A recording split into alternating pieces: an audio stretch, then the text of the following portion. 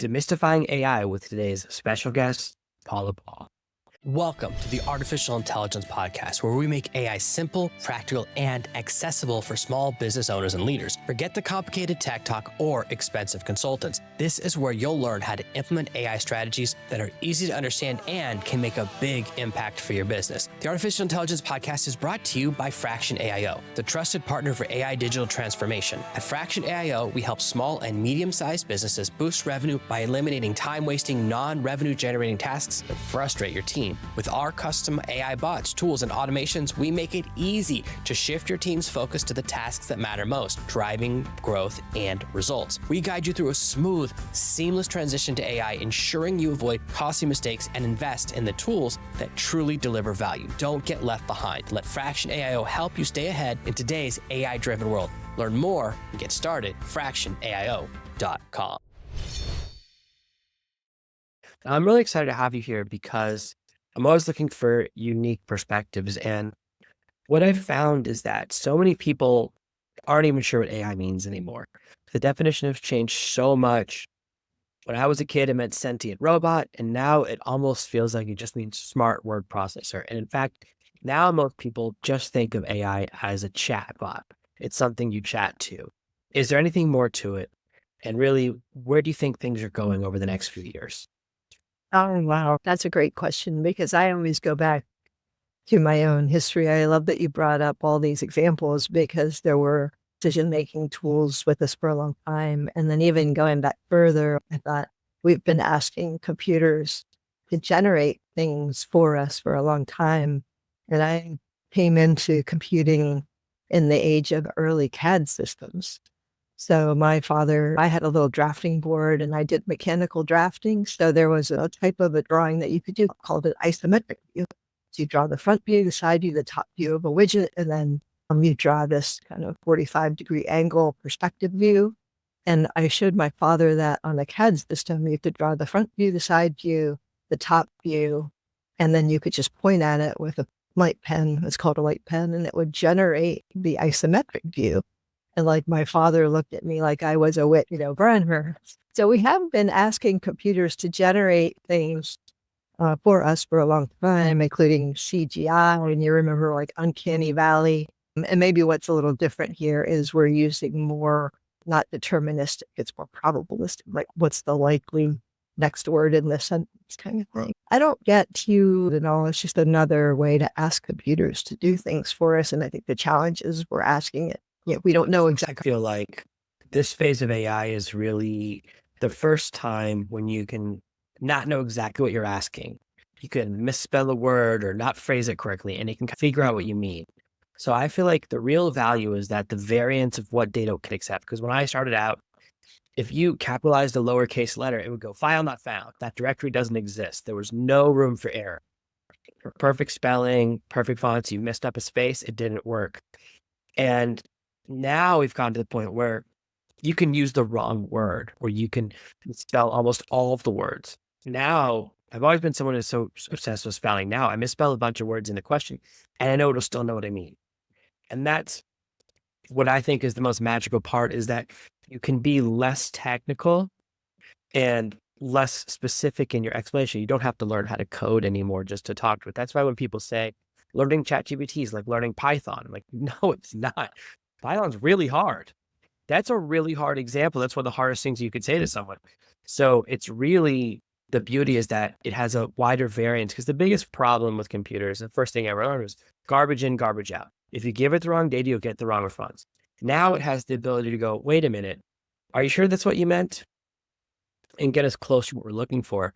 And I think that a lot of people now have this fear all the time when I work on projects with clients. They say to me, hey, help me with this, but don't automate it so much that you automate me out of a job.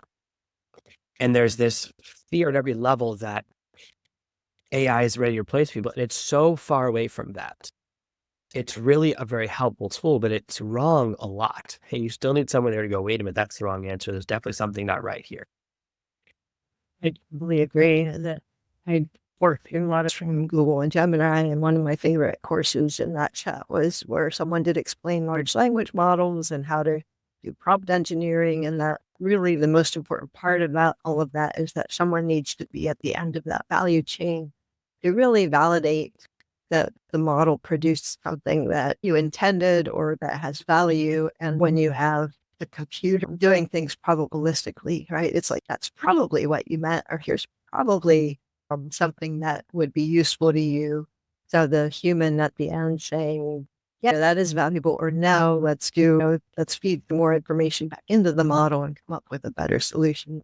I think it's every technology, it just creates more jobs and more opportunities. Yeah, I always say that every job that's replaced by AI will just create new opportunity. If everyone's being replaced with robots, I'll be the robot repairman. There's always an opportunity as soon as you get past that initial fear. And now people that are comfortable with AI are becoming more valuable or getting raises. There's a lot of opportunities because every company knows they want AI, but almost no company knows what that means.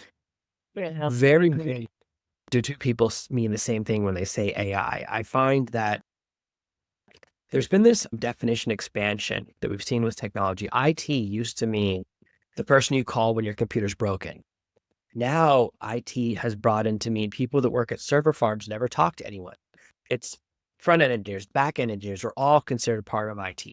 And the definition is getting broader and broader. And I've seen IT companies that now handle AI, that now handle cybersecurity. So there's been these mergings. Now, it feels AI just means anything to do with a computer because most of the clients, most people I talk to, I say, give me a list of all the things you want to do. And 90% of it's not AI. It's automation, it's organization, it's basically the biggest problem most people have is in the area of data. Either their data is disorganized, they don't keep data, or they keep data and do nothing with it. It's just sitting on a shelf, or they have too much data that no one can really find anything useful from it.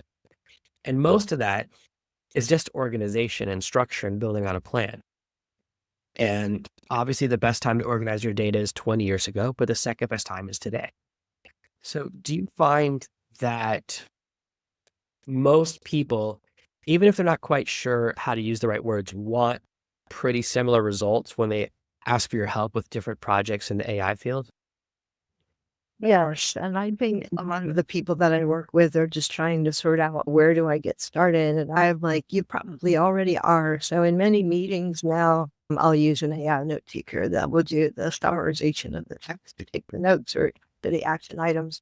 And in most organizations, if you can get it through compliance and security, which you can over time, even in the most regulated industries, you can use an AI, what's called an AI note taker, but really it's just large language model text summarization. And then from there, you can say you have a call center. Your call center representatives are probably going off of scripts and then case notes and whatnot. And a large language model text summarization can really help in that area as well. And you see companies like Salesforce are really doing great work in that area with their model called Einstein. So I think when you stop throwing the term AI around and you start talking about specific use cases that are really valuable to people, and that's where I really start to make headway. And then where it gets really kind of quicky sometimes is, I get a lot of calls of, can you make my engineering team go faster? I usually answer with yes, but it might not be the way you think. I don't know. So I don't really believe that you're going to replace all your engineers with AI, but there are ways to use AI to make sure that maybe more test coverage is in place. So I think it's better to talk about the use cases than just saying, how can I get in on the AI bandwagon? So a lot of AI and automation consultants and builders on the consulting side always have these conversations that say, what do I charge for a bot? What is a bot worth? What is a chat bot worth? What is this type of bot worth? And I try to explain that I don't come from that perspective. Like that's really hard to say. What is a piece of paper worth? How long is a line? These are all opinion based and subjective. And I say, I don't do that. When I approach a project client, I say, what's your problem? Then you solve the problem, and that has a value. It's really hard to say, what's a medicine worth? The medicine is worth the disease it cures. So when you look at it from that side, it creates a lot more value and it's a lot easier to understand. Whenever I approach a new client or anyone at one of my companies, I say, They always say a couple of the same things. Number one, please don't automate me out of a job. And number two, I don't know if this is possible, but. And I always try to explain, don't worry about if it's possible. That's my job. If it's not possible, I'll tell you, but just dream big. And then we'll see if AI can do it. And sometimes they dream towards things that don't exist yet, but 90% of the time it's doable. And I find something very interesting. The harder someone thinks something is, the easier it is to do. And the things that they think are really easy are always really hard. You ever encounter that? One of my, for people who have worked with me on projects or at clients, they know that I always say the technology is the easy part because I do come from an era. I started as a software engineer in the 80s at IBM. And at that time, writing code was hard. It was files, it took hours and all the good stuff. So now to me, technology is at the wave of a hand or the press of a button. You could spin up a Kubernetes cluster or take advantage of a large language model. So technology is really abundant and easy. And the challenges are around the way people relate to it and the change management involved. Even when I started in the early days of CAD, I had to go and do the little dog and pony show of CAD systems to people who were on cutting boards. And it was, don't automate me out of a job has always been the backstory of technologies. So I think that it just changes jobs and it helps us become more productive if it's used in the right way. I do think that you need to look at the cost of technology in terms of how you're going to measure the value. So what's it worth? The question is, what's it worth to introduce a large language model and text summarization into a call center? Let's measure how many more cases we can close in a day or how long it takes to close a case. So metrics are always important in technology. And I think even more important when we start talking about emerging two mainstream technologies like AI. So you brought up something that I think is really important, and it's one of my pet peeves that sometimes people, or AI consultants or technology consultants, say something like, when you implement this technology, it'll make your team more efficient, so you'll save this much money. And that's only if you fire one of them, because you're still paying their salaries, right? You still have to, you have 10 employees, even if they're faster, your cost hasn't changed unless you fire someone. And there's this fear of consultants, right? Like, oh, consultant comes in and fires half the staff, tells everyone to work twice as hard, and then says, thanks. And I see sometimes people get distracted by the wrong metric. And that's what I want to talk about is that they measure the wrong thing. I'll make your team 10% more efficient. Great. What does that mean? So I once had a social media employee work where he said, we have a reach of 4 million. And I said, what's reach? And he said, that's how many people have seen our social media posts. And I go, how many people did see it? Because I have, like, in high school, I had a lot of reach, but nobody actually went on a date with me. So I know reach is imaginary. I want a real metric. So that's really like a critical component for me.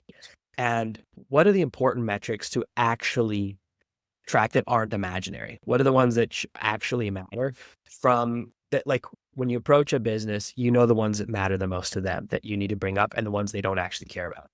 Exactly. That is the question. Because if you start talking to the IT executives, they're often used to being treated as a cost center. So all they care about is doing what they do and doing more of it, but at a lower cost. And that's, I think, a downward spiral and a losing battle at the end of the day. So you have to start at the top of the house and say, how does this organization generate value? Is it revenue? Is it, and I do work with a lot of nonprofits. So is it the number of communities serviced and the number of maybe in recent engagement as how many people in the community have adopted lower cost solar power? So there are metrics that the company uses to establish its value.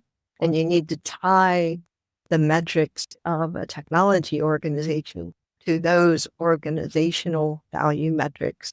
Cost is certainly very important, but I don't think it is something that we should be focused on. And in the call center example is solving more cases or closing more cases with higher customer satisfaction. the cost of that comes after you deliver the service that you're trying to do. That delivers value. Yeah, I found that for some of the clients I work with, speed is the most important factor. So if we switch this technology, how long will it take people to learn and how much faster can we hit our milestones? So if we have 10 goals we're trying to hit over the next 10 months, can we hit them in 8 months? Can we hit them in 6 months?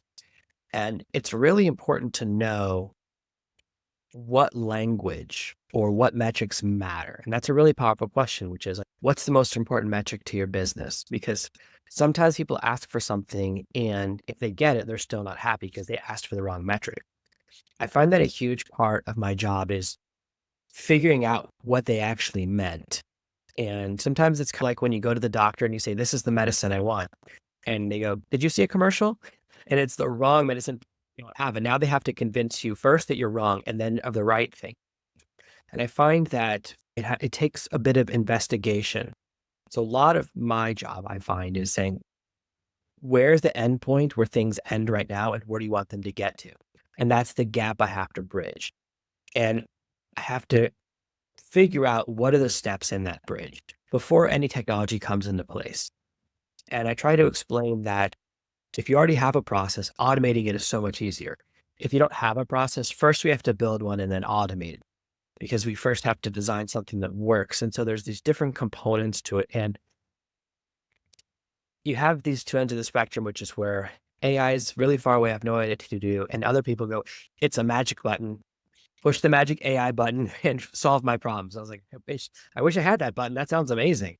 Which, and even back to like assembly line kind of work, you can have premature optimizations that if your value as an organization happens when the car rolls off the assembly line, if there are 8 different stations along the way from, getting the chassis together to putting the wheels on and whatever, if you optimize just one part of that assembly line, you can make it go as fast as possible, but it's not going to add any value at the end of the day because you have an entire line that's the value stream that contributes the value. So I do think there's a lot of premature optimization that people are chasing after without knowing how it fits into the big picture of how they're actually delivering value as an organization.